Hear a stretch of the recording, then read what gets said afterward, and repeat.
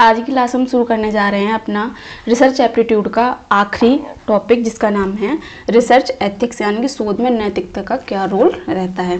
ठीक है, तो इसमें हम अगर बात करें रिसर्च एथिक्स की, तो शोध करते समय शोधार्थी को किन किन बिंदुओं का ध्यान रखना चाहिए ताकि उसकी जो रिसर्च है वो एक बेहतर तरीके से सामने आए। ये नहीं कि उसमें वो क्या है साहित्यिक चोरी करे या दूसरे की कही गई बातों को स्वयं का नाम दे दे। अगर वो कहीं से वो टॉपिक उठा भी रहा है, कोई बिंदु उठा भी रहा है, तो नैतिकता ये कहती है कि जिसने भी उस चीज़ को लिखा है तो उसका नाम साथ में दिया जाए। इससे क्या है, प्लेगरिज्म से क्या है, शोधार्थी बचेगा। लेकिन कुछ कुछ होते हैं दूसरे, जैसे कई उसमें देखा गया है कि जब सिनॉप्सिस बनाई जाती है, शोध प्रारूप बनाया जाता है, तो कुछ लोग क्या होते हैं मिलते जुलते टॉपिक ले लेते हैं, है ना, और फिर क्या करते हैं वो किसी और विश्वविद्यालय के जो स्टूडेंट होते हैं उनकी सिनॉप्सिस की नकल कर लेते हैं और दूसरे विश्वविद्यालय में दे देते हैं। ये काफ़ी चल रहा है। तो इससे क्या होता है, वो शुरू में तो ये दिक्कत दे देते हैं, पर बाद में क्या होता है, जब वो अपना शोध कार्य करते हैं, जब हम दूसरे की दिमाग से चीज़ें निकली हुई हैं उनकी विचारधारा को एकदम से ले लेंगे, तो क्या वो एकदम से हमारे समझ में आ जाएंगी? नहीं आएंगी। फिर उन्हें वहाँ जाके क्या होती है, परेशानी का सामना करना पड़ता है।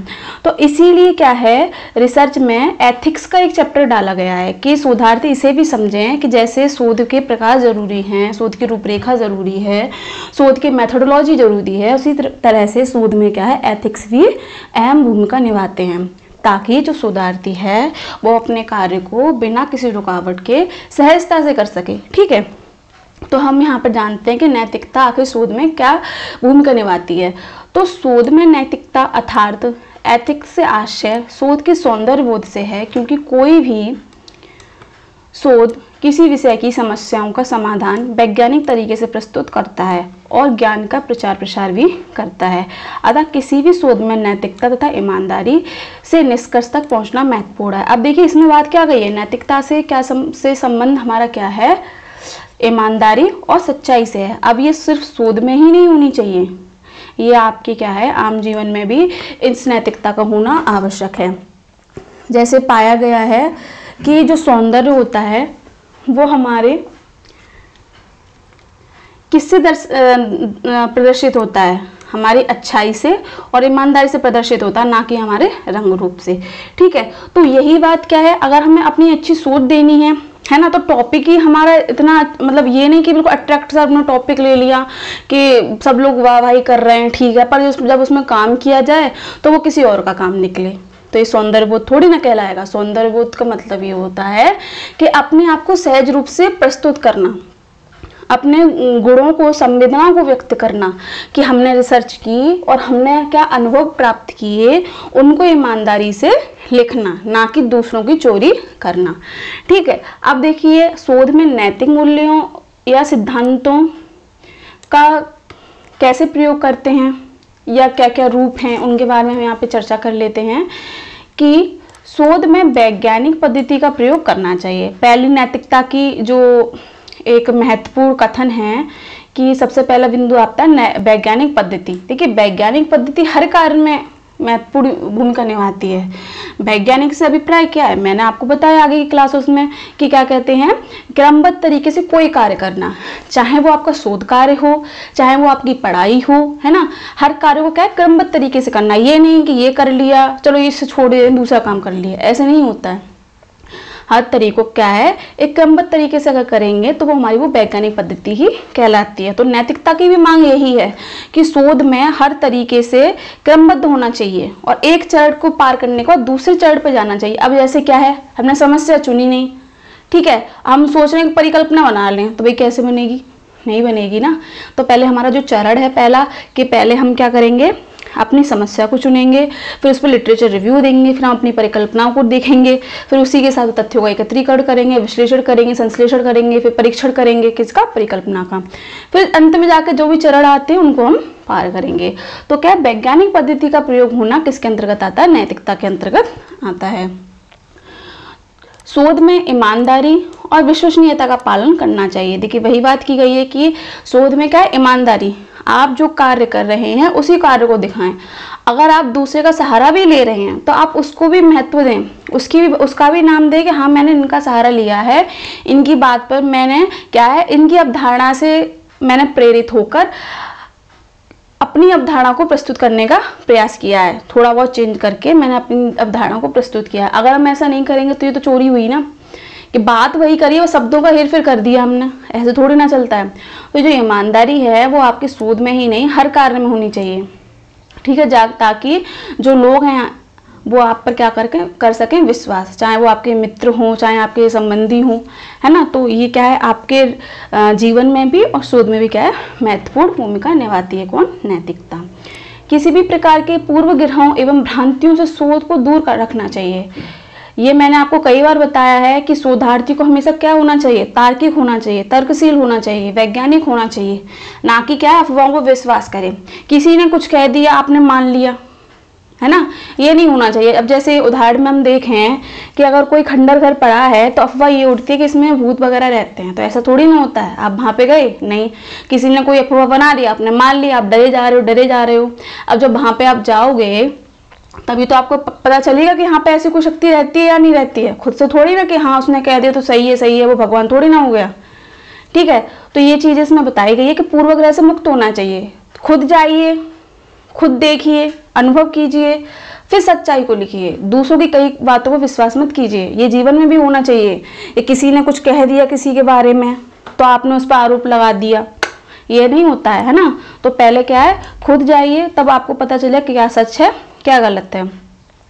शोध ऐसा हो जो ज्ञान में वृद्धि में सहायक हो। ये तो है ही कि जब तक जो शोध है जो नवीन ज्ञान की वृद्धि ना करे तो वो शोध नहीं कहलाते। शोध करी ही क्यों जा रही है, ताकि हमें कुछ नया प्राप्त हो, नवीनीकरण हो, है ना। तो इसमें क्या है, ज्ञान की वृद्धि में सहायक हो।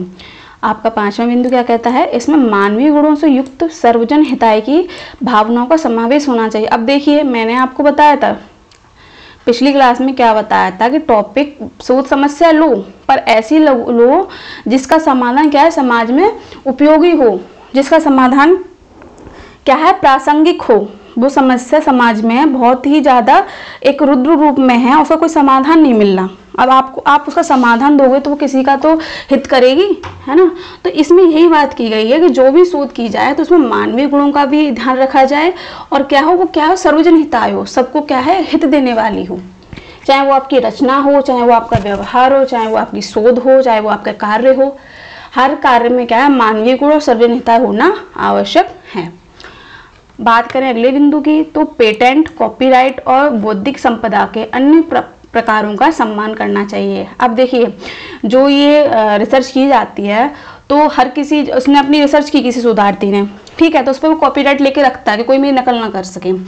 तो क्या है, हमें इन सब चीज़ों का क्या है, सम्मान करना चाहिए। दूसरे ने कार्य मेहनत से किया है, उसे चुराना नहीं है हमें, है ना। उस पर अपना नाम नहीं लगाना है, अपने कार्य पे अपना नाम लगाइए, ना कि दूसरे के कार्य पे, ठीक है। उसके बाद देखिए साहित्यिक चोरी, मैंने बताया प्लेगरिज्म जो होता है कि कभी कभी शोधार्थी क्या होते हैं, कुछ तो जानबूझ के करते हैं, कुछ क्या है अनजाने में हो जाती हैं, उन्हें इतना नॉलेज नहीं रहता है कि, या फिर कहीं भूल जाते हैं, है ना। तो दो बातें हो सकती हैं, या तो जानबूझ के चीज़ें की जाएं या भूल बस हो जाए। तो देखिए भूल भी नहीं होनी चाहिए, क्योंकि जो हमारी एक रिसर्चर जो होता है उसकी वो पूरी मेहनत होती है। अगर कहीं पर जाके उसका सिर्फ एक लाइन ही पकड़ ली जाए जो किसी अन्य विद्वान ने कही है तो वो साहित्यिक चोरी ही कहलाएगी। हालांकि कि इससे बचने का एक ही उपाय है, अगर आपको वो लाइन पसंद आ रही है और उससे ही मिलता जुलता आप अपनी अवधारणा को प्रस्तुत करना चाह रहे हैं, तो आप उस राइटर का नाम लिख दीजिए, उसके साथ ही लिख दीजिए कि मैंने इनके कथन को यहाँ लिया है, और संदर्भ ग्रंथ सूची में इनकी पुस्तक का नाम दे दीजिए। तो साहित्यिक चोरी है ही नहीं, क्योंकि हमने उनका ब्यौरा दिया है। तो ये भी है कि हमें अपनी साहित्यिक चोरी से बचना है। अगले बिंदु पर बात करें, शोध एक नैतिक, स्वतंत्र और स्वाभाविक प्रक्रिया है जो शोध को कलात्मक और सृजनशील बनाती है। वही बात की गई है कि जितनी अच्छाई और ईमानदारी आप में होगी, आपके, अब देखिए इच्छाई जो ईमानदारी होती है वो तो आती तो हमारे व्यवहार से ही है। जब हमारे व्यवहार में ही नहीं है तो हम शोध में क्या नैतिकता दिखा लेंगे। चोरी तो हम वहाँ पे भी करेंगे, है ना, वहाँ पर भी हम हुड़दंग करेंगे। तो ये क्या है, हमें व्यक्तिगत रूप से होना चाहिए। अगर हमारा व्यक्तिगत व्यवहार ही इतना अच्छा है कि हम खुद में ईमानदार और सच्चे हैं तो हमारी शोध भी अच्छी होगी। तो ये क्या है, स्वतंत्र और स्वाभाविक प्रक्रिया है, ठीक है। तो जो आपकी अच्छाई होती है वो आपके हर चीज को क्या है, कलात्मक बनाती है, आपको अलग से, एक कहते हैं ना भीड़ में से आपको अलग बनाती है। किसी किसी का नेचर इतना अच्छा होता है कि सब लोग उसकी तरफ अट्रैक्ट होते हैं, ठीक है। तो इसमें वही बात की गई है कि शोध में क्या हो, नैतिकता हो, दूसरा क्या है आपकी वैज्ञानिक तार्किक चिंतन शक्ति होनी चाहिए, जिससे क्या है कि आपका जो सोचने का तरीका है वो और डेवलप होगा, ठीक है। तो इससे क्या है आपकी शोध और अच्छी और बेहतर बनेगी, ठीक है। तो ये क्या है, शोध में नैतिकता के कुछ बिंदु हैं और इन बिंदुओं पर क्या है हम अपनी नैतिकता को रखते हैं कि शोध में नैतिकता के रूप क्या हैं, ठीक है।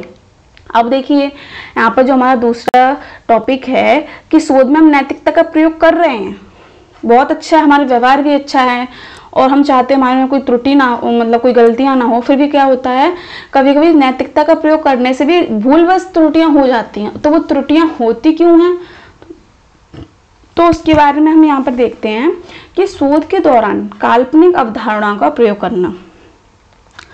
जैसा मैंने आपको बताया जो परिकल्पना होती है, तो जब हम परिकल्पना बनाते हैं तो उसकी जांच भी तो करते हैं। अब ये नहीं कि हमने अपनी परिकल्पना बना ली है बिना जांच करे, अब उसमें कल्पना हमने कुछ और बनाई, हम अपनी कल्पना के अनुसार तथ्य देख रहे हैं और जो सच्चे जो वास्तविक तथ्य उनको हम नकार रहे हैं कि नहीं मैंने तो ये सोचा तो मैं यही करूँगा या करूँगी, ऐसे थोड़ी चलता है। अगर हमारी कल्पना अगर उसमें कुछ जो हमने सोची उसमें से कोई मिलता जुलता प्राप्त हो रहा है तो भैया हमारी परिकल्पना ठीक है, अगर नहीं मिल रहा कोई बात नहीं, अनुचित हुई।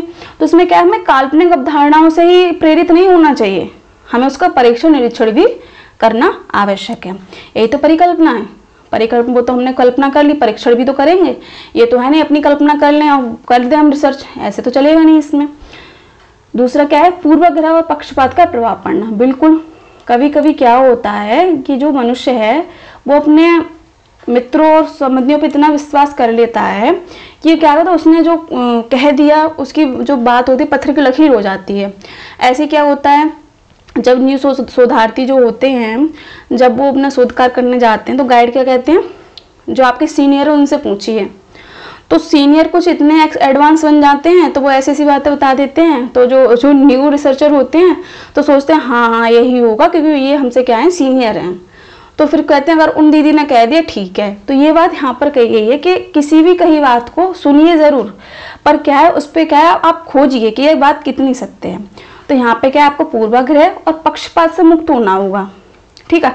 अब पक्षपात देख लीजिए, पक्षपात ऐसे है अगर हमने किसी समस्या को उठाया, ठीक है, और हमारा मन कर रहा है कि नहीं ये पक्ष बिल्कुल सही कह रहा है, दूसरे की हम सुन ही नहीं रहे हैं, दूसरे के कारण संबंधी हम व्याख्या ही नहीं कर रहे हैं कि नहीं नहीं हमें नहीं करनी, तो ऐसे थोड़ी ना होगा। आपको दोनों का ही ब्यौरा देना पड़ेगा कि अगर इन तथ्यों का समाज पे प्रभाव क्या पड़ रहा है, दूसरा अगर प्रभाव पड़ भी रहा तो ये उत्पन्न कैसे हुई, दोनों पहलुओं को हमें देखना, ना कि सिर्फ एक पहलू को देखें, ठीक है। हम बात करें अगले बिंदु की, तो भ्रांतियों एवं अफवाहों में शोध का प्रभावित होना। वही बात, भ्रमवश किसी कई बातों को मान लेना और आलस के चक्कर में खोज नहीं करना, ठीक है, और अफवाहों पर ही ठीक है ऐसा कहा जाता है, सीनियर्स ये कहते हैं तो होता ही होगा, हम भी वही कार्य करें, इस पर कोई कार्य नहीं कर रहा, मना करा तो हम नहीं करेंगे, नहीं, ये सबसे मुक्त होना चाहिए। अगर सब अफवाहों में आ गए, पूर्वाग्रहों में आ गए तो क्या शोध आपकी न्यू बनेगी, नहीं बनेगी, है ना। आपकी अपनी विचारधारा होगी, वो तो आपकी अपनी विचारधारा है ही नहीं, वो दूसरों की विचारधारा से प्रभावित है। दूसरों की विचारधारा से प्रभावित होना अच्छा है, पर उसी विचारधारा पर अडिग रहना ये तो गलत है ना।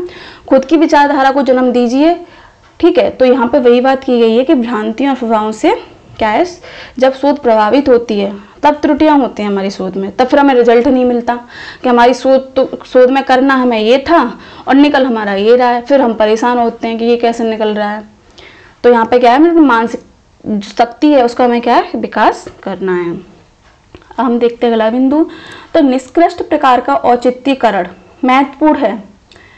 औचित्य का जो सिद्धांत है वो क्या कहता है कि आपका जो भी कार्य कर रहे हैं वो कैसा हो, औचित्यपूर्ण हो, ना कि क्या है निष्कृष्ट औचित्य हो। यानी कि औचित्य से क्या अभिप्राय है कि सहज सरल के साथ उत्कृष्ट को अगर कार्य करेंगे हम, भले ही जो उत्कृष्ट कार्य होते हैं वो जटिल होते हैं, समय भी लगता है, दिमाग भी लगता है, पर हम अगर वो करेंगे अच्छे से तो हमारी शोध क्या है अच्छी होगी। अगर हमने सोचा चलो कोई नहीं ठीक है हो रहा है बस रिसर्च ही तो करनी है, तो इससे क्या निष्कृष्ट औचित्यकरण कर रहे हैं, तो इसमें हमें यहाँ पर ये कार्य नहीं करना है। उसके बाद देखते हैं प्रदूषित या गलत तथ्यों का उपयोग, बिल्कुल सही कि एक समस्या कुछ और है, हम सोच रहे हैं कि हमें इससे संबंधित तथ्यों को एकत्रित करना है।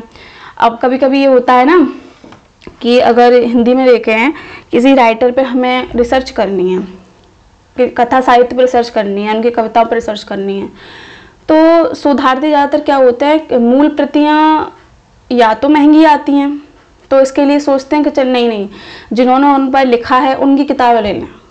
अरे भाई, जिन्होंने उन राइटरों पर लिखा है तो उन्होंने अपने विचार तो लिखे हैं, तुमने उनकी मूल रचना पढ़ी नहीं, दूसरों की जो उन पर रचना लिखी गई है उनको पढ़ लिया, तो उनके भाव को कैसे समझोगे, जो राइटर है उसके भाव को कैसे समझोगे।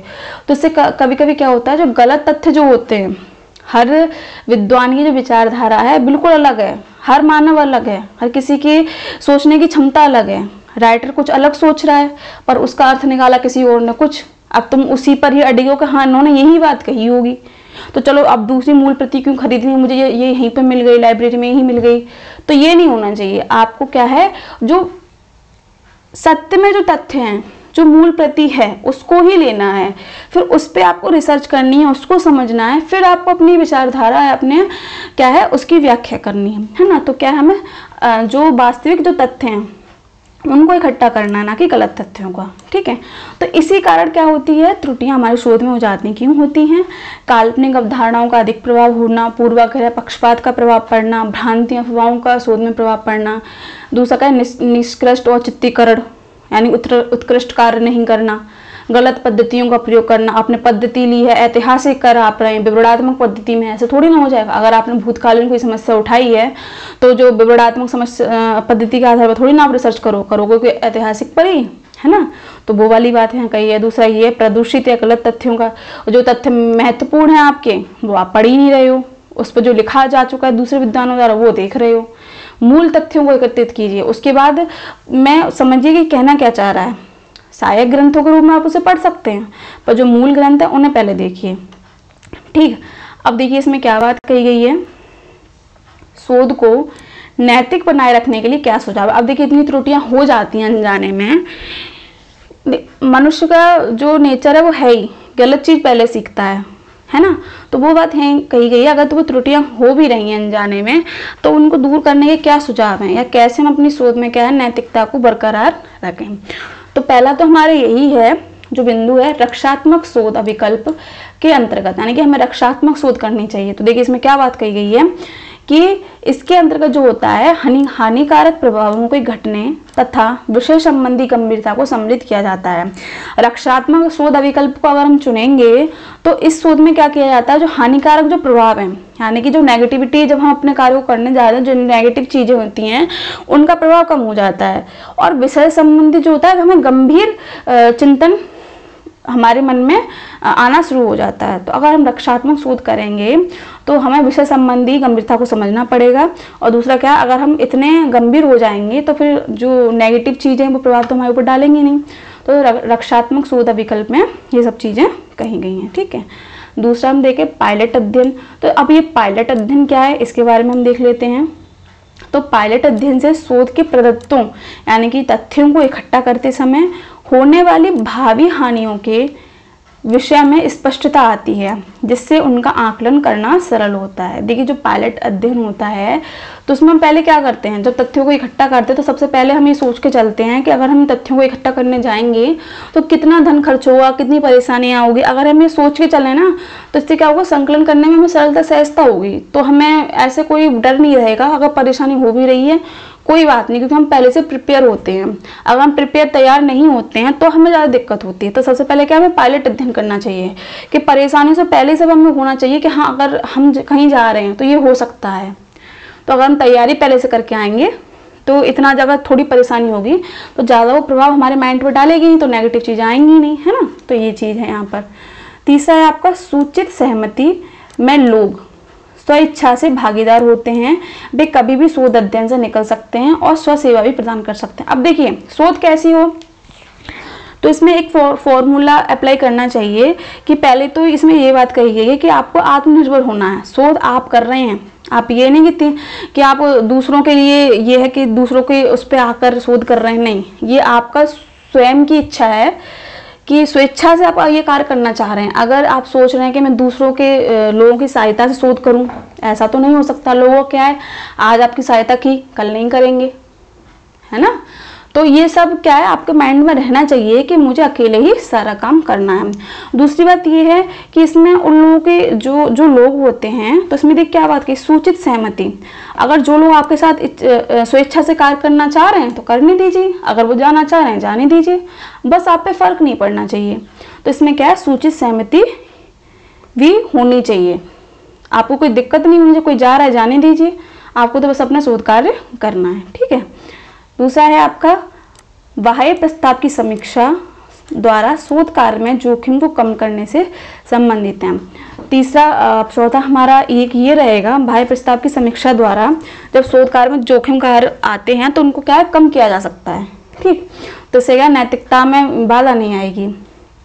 पांचवा बिंदु क्या है, स्क्रीनिंग द्वारा शोध अध्ययन में उन व्यक्तियों का चुनाव करने में सहायता मिलती है जो प्रभावी जोखिम के प्रति सजग व उदार हैं। अब देखिए, जब हम रिसर्च कार्य करते हैं तो हम ऐसे लोग को सोचते हैं कि हम अगर उनके पास जाएं तो हमें तथ्य मतलब आंकड़े हमें प्राप्त हो जाएंगे।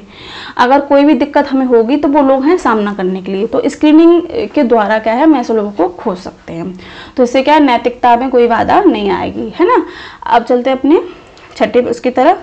तो सरकार ने भी ऐसे कई प्रयास करे हैं जिससे क्या है, शोध में क्या है, नैतिकता बनी रहे। अब देखिए सरकार ने कैसे प्रयास करे हैं। देखिए शोध गंगा एक प्लेटफॉर्म है, उसमें क्या है, इन्होंने डिजिटल रिपोजिटरी की स्थापना की है जिसमें शोधकर्ता अपने शोध की कॉम्पैक्ट डिस्क को स्टोर कर सकता है, उसके साथ अपलोड भी कर सकता है। अब देखिए जो सरकार है उसने शोध के लिए एक क्या, शोध गंगा डिजिटल प्लेटफॉर्म की स्थापना की है। तो उसमें क्या है, इन्होंने एक सुविधा ये भी की है कि जो रिसर्चर हैं वो अपनी रिसर्च को उसमें डाल सकते हैं। इसके साथ ही क्या है, उसमें वो सुरक्षित भी है, जैसे जब चाहे वो अपलोड भी कर सकते हैं। दूसरा ये है कि वहाँ पर जब चेक की जाएगी, अगर किसी ने आपकी रिसर्च की थोड़ी सी भी चोरी की है तो वो पकड़ ली जाएगी, है ना। तो इससे क्या है, स्टूडेंट वैसे ही डरेंगे। तो यहाँ पर भी क्या है, नैतिकता को बनाए रखने के लिए गवर्नमेंट ने भी बहुत सारे कार्य किए हैं। तो आज की जो क्लास है उसमें हमने क्या देखा, इसमें हमने देखा कि रिसर्च में एथिक्स की क्या भूमिका है, ठीक है, और इसमें शोध में नैतिक मूल्य किस प्रकार से कार्य करते हैं, और जो नैतिकता को बनाए रखने के लिए क्या क्या हम सुझाव दे सकते हैं, क्या सुझाव हैं, कैसे हम नैतिकता को बनाए रखें, और जो शोध में जो त्रुटियां होती हैं उन्हें कैसे दूर करें। तो वही बात मैंने यहाँ बताई। तो आगे की जितनी भी क्लासें हुई हैं उसमें हमने रिसर्च एप्टीट्यूड के सारे टॉपिक्स कराए हैं। तो इन क्लासों का मतलब सिर्फ यही है कि संक्षेप में चीज़ों को परीक्षा के दृष्टिकोण से बताया जाए, और जो की पॉइंट्स हैं सिर्फ वही लिखे गए हैं, ताकि आपको, कहते हैं ना कि परीक्षा के समय क्या होता है, हम ज़्यादा पढ़ा तो सब होता है पर हमें कुछ की पॉइंट्स चाहिए होते हैं ताकि हमारा रिवीजन हो सके। तो इन क्लासेस में हमने वही करने का प्रयास किया है। अगर आपको क्लास अच्छी लगी हो तो शेयर करें, ठीक है। मिलते हैं आपको अगली क्लास में अगली इकाई के साथ, तब तक के लिए धन्यवाद।